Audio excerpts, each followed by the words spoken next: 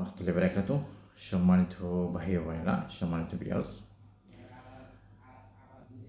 আজকে আমি কিছু কথা বলবো যে দুইটি দলের বিষয়ে।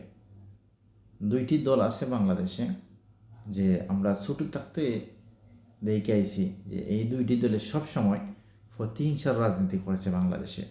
সবসময় প্রতিহিংসার রাজনীতি, গাদা চুরাচুরি করেছে তারা।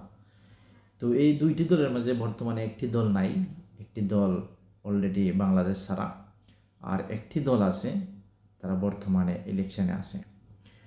তো এই দলের একজন প্রধান নেতা, তিনি বাংলাদেশ আমিরে জামাত ডক্টর শফিকুর রহমান সারিনে একটি খারাপ মন্তব্য করেছেন। তেনারে খারাপ ভাষায় বলেছেন গণসমাবেশে অনেক মানুষের সামনে।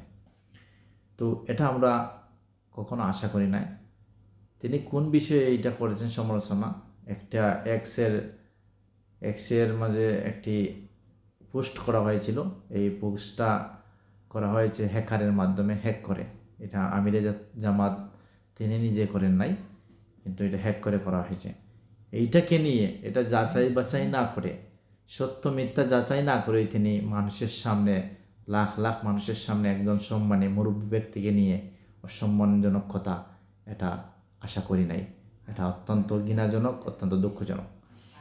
যে আমিরে জামাত তিনি অত্যন্ত একজন ভালো মানুষ, বিনয়ী মানুষ, অত্যন্ত একজন আপসিক নেতা।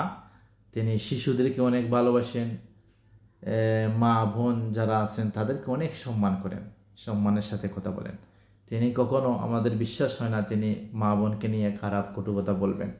তো এটা একটা মিথ্যাচার, একটা ধোঁকাবাজ ছাড়া আর কিছুই নয়।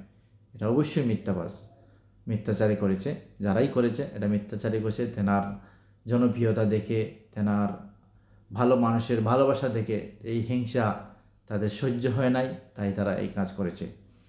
তো আমি বলবো যে যে ব্যক্তি মন্তব্য করছে এটা অত্যন্ত দুঃখজনক, অত্যন্ত কষ্টজনক। এটার তীব্র নিন্দা জানাই, এটা ঘৃণার সাথে আমরা প্রত্যাখ্যান করি। ঘৃণার সাথে প্রত্যাখ্যান করি এই বক্তব্য। একজন নেতার প্রতি, একজন নেতার মুখে এরকম বক্তব্য সঠিক হয় নাই।